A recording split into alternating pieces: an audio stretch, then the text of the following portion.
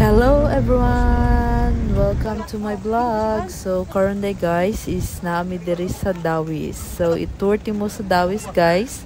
Kaya ngon pa nila, dili daw makumpleto yung pagkataga-digos kung dili ka maka-attendance diri sa bago nilang i-renovate nga pa sa Dawis Sport sa una.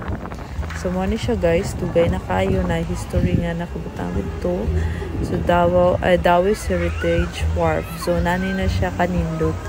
So, lahi ra jud siya sa una guys kay kuan man ako ni siya childhood na pantalan may tawag na mo ni sa Dawis.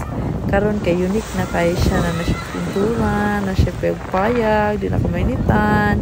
Ug daghan na kay nag-date. Na siya guys.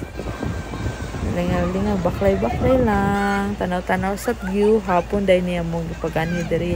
Mag alas 5 na yata niya. Alas 5. So, nindot na kayo ang adlaw. Dili init, dili po dulom. So, tama lang yun siya. Perfect kay yung lightning niya. Nang maglingkod-lingkod ka, mag-chill-chill lang. Ug salamat tayo kayo sa inyong pagtanaw sa akong vlog. See you sa akong next upload guys. I hope nag-enjoy mo. Bye-bye! Thank you sa pagtanaw.